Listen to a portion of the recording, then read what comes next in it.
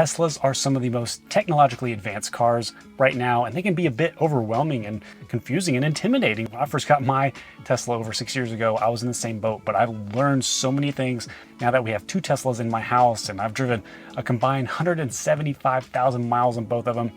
This is going to be the ultimate video for common mistakes that you want to avoid in order to get the best experience from owning a Tesla. Big thanks to Thesis for sponsoring today's video, but more on that later. First, let's go over some of the crucial settings you need to set. So in your Tesla menu, you have the different sections on your touchscreen here. Let's start from the top. If you go to Dynamics, you may not have all these based on your model, but I highly recommend going in here and changing your regenerative braking to standard and changing your stopping mode to hold. So that's going to allow your car to come to a complete stop when you let off the accelerator pedal, which is going to maximize efficiency, save your brakes, save your brake pads, and let you drive around only using one pedal, which is awesome. One of the very first things you should do is set up your driving profiles, especially if you share your car with a spouse or somebody else. Create a profile by tapping on the profile name up here in the top right, and you can go to the driver profile settings and create new drivers right here. Here you can go into the lock section and actually assign your phone keys to a driver profile. So you can see my wife's phone is set to hers. And so when each phone key is assigned to the driver profile, it'll switch to that profile as the phone key enters the car. And another tip regarding the driver profiles is to create a guest driver profile for whenever you give your car temporarily to somebody. So for example, when you take it into service or let somebody else drive it, you just switch it over to that guest profile. And that way, if they change any settings, it doesn't really matter because you can just always go back to your profile and it sets everything back, because you don't want people messing with your seats and saving changes to your driver profile. That's just a no-no. And now if you prefer to speed a little bit over the speed limit, go into the autopilot settings and set your offset to a percentage. I've set mine to 12%, for example, instead of a manual 5 miles an hour, because you don't want to be going in a 15 or 25 mile an hour zone and go 5 miles an hour over. That's pretty much asking for a ticket. If you set it to a percentage, it'll maybe go over the speed limit by 1 or 2 miles an hour in that lower speed limit. Meanwhile, if you're on the interstate and you're going faster, it's going to bump up that offset and you're going to be going over the speed limit by 5 or 7 miles an hour, depending how much you set the percentage. So you also want to enable all of these settings in autopilot, especially the green traffic light chime. That's going to alert you with a little audible ding whenever you're at a stoplight, at a red stoplight, and it turns green if you're not paying attention for some reason. Now, sometimes we forget to roll up our windows and we don't want to get rain in the car. So if you go into the lock section, make sure your close windows on lock setting is set and you don't have to worry about rain or anything or getting stuff stolen out of your car. Now, this is under the light section, which kind of makes sense, but you may not know about it. It's the auto turn signal. So every time you turn on your blinker to change lanes, you don't have to remember to turn it off. It does it automatically for you, which is really nice. Now, under the display settings, I highly recommend turning the automatic blind spot camera on. It'll automatically bring up the blind spot cameras whenever you initiate your turn signal, which is very, very helpful. And the other setting that you want to set in the display settings is your scroll wheel function. So you can actually long press on your left scroll wheel to bring up a menu, and you can set what this does. So right now I have mine set to wiper speed. So if I long press hold on my left scroll wheel, I can quickly turn on my wipers. Under safety, you definitely want to change some settings here. Here's where you can turn on Sentry mode. Highly recommend turning that on, but I also highly recommend excluding your home, work, and favorites. Just if you live in a fairly safe area or work in a safe area, if you trust those places, definitely check those, because this will help you conserve a lot of battery. Also, the dash cam on honk button, highly recommend turning that on. Every time you honk your horn, it's going to save that video clip to your USB drive. It's very helpful for insurance claims or anything like that. And if you want to maximize security, you can actually turn on a pin to drive, and nobody can drive your car unless they know that pin. And you can all do the same with the glove box. So if you set a pin for your glove box, nobody can get in your glove box unless they know that pin. Now, in order to save the most battery and the most energy, I turn off cabin overheat protection.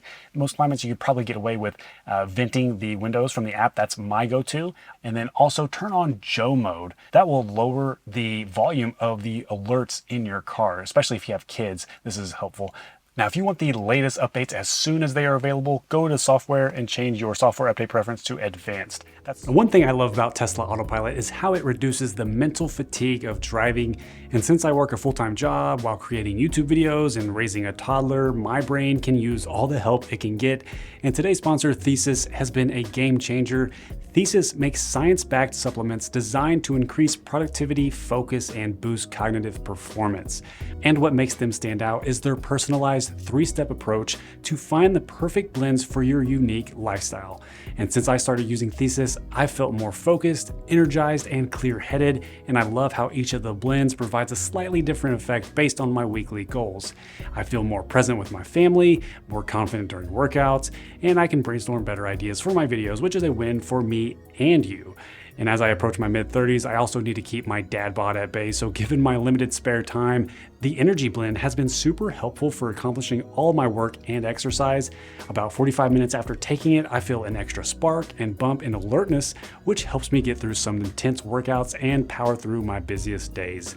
If you want to experience similar mental health benefits for yourself, just take the free 3-minute quiz to find out what your brain needs. Click my link below and use code ANDY to save $60 on your first purchase when you sign up for Thesis.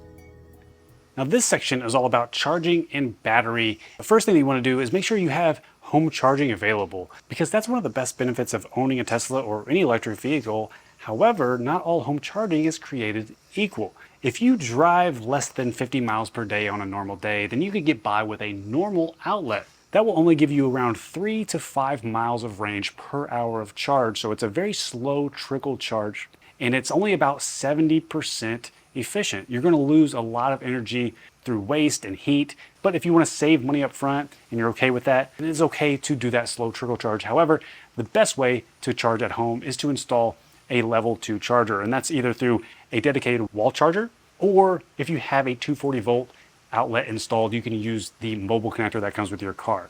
Both of those options are going to give you that level 2 faster charging, so it's going to be not only faster than a normal outlet, but it's going to be more efficient. It's about 90% efficient. And you also want to minimize your level 3 charging, which is the fastest charging. Those are your superchargers, because that's going to pump a lot of energy into the battery very fast, and it heats up the battery, gets very hot, and that will degrade your battery quicker.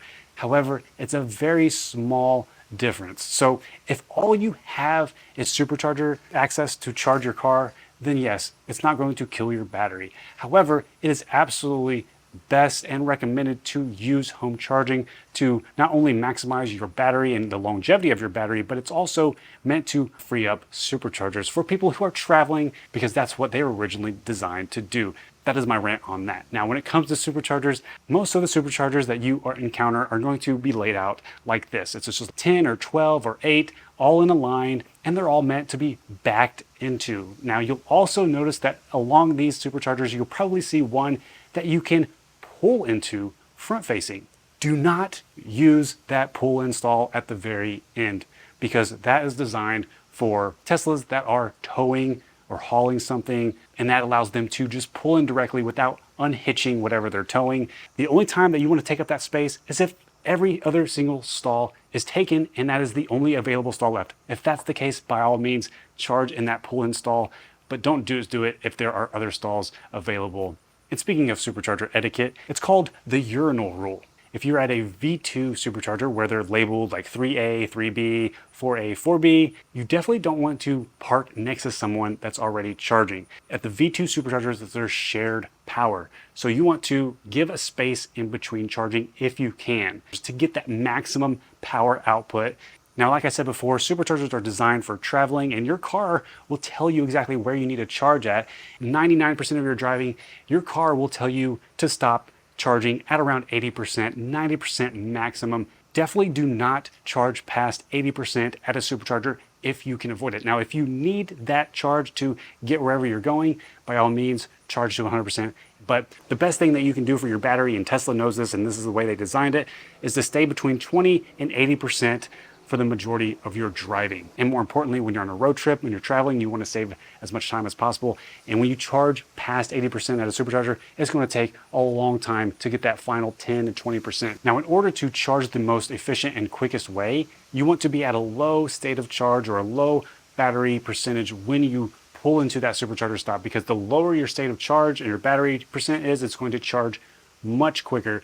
Now, a lot of Tesla owners think that cold climates are really bad for the battery. It's actually the opposite. Really hot climates are worse on the battery. So you want to avoid being in a super hot climate and having your battery at a high state of charge. If you are somewhere in the summer, super hot, definitely try to find shade if you need to park your car outside. And no matter what climate you live in, you definitely want to avoid keeping your car stored at a very high level state of charge.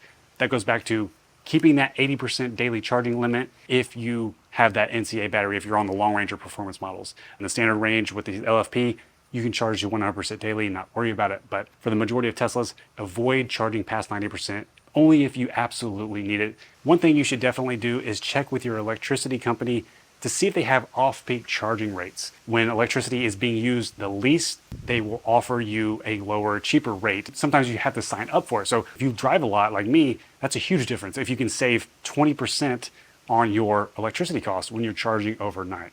This may be obvious to some people, but to open the charge port door, all you have to do is click that button on your mobile charger connector or your wall connector or on a supercharger, and it will open up your charge port door. There's also a manual way to open your charge port door. So if you ever get stranded and your charge port door is stuck, if you open up the trunk, you should be able to find the manual release right by the charger port door.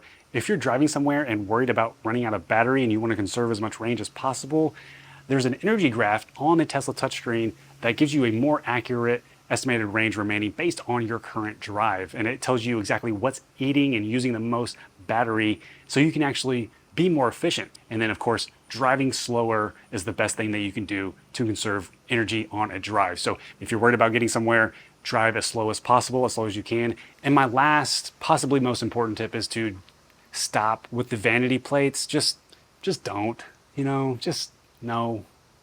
One of my favorite subtle things about driving is not having to press the brake when you're changing gears between reverse and drive, as long as you're going under 5 miles an hour. So I'm in reverse now, I'm gonna be backing up and I go full 5 miles an hour and I quickly go into drive without pressing the brake, and now I'm driving and I wanna go to reverse. I can just go back in reverse and I don't have to press the brake as long as I'm going 5 miles an hour or under.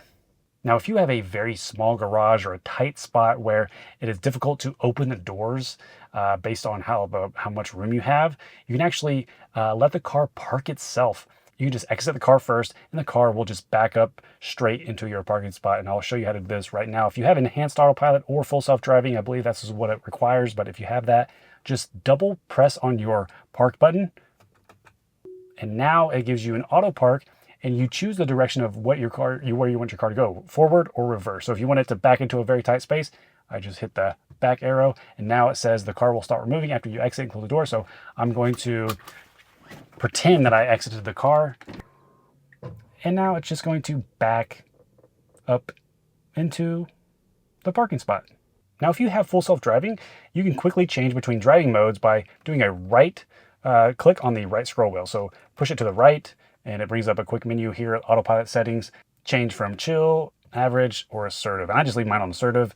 Now, if you have basic autopilot without full self-driving, the right scroll wheel, if you push it to the right, it's going to bring up the car links distance between you and the car ahead of you. So if you wanted to have the minimum of distance between you and the car ahead, 2 is the lowest you can go, or you can change it to setting 7, which is the furthest. So it's going to give you the maximum space between you and the car ahead. Now, when you have autopilot or full self-driving in control of the car, there are 3 different ways to disengage. You press the brake, it will disengage everything completely. You have to change to manual driving. Another way to disengage is to press up on the right scroll wheel. So obviously pressing down will engage it, opposite will disengage it. So up to disengage, down to engage.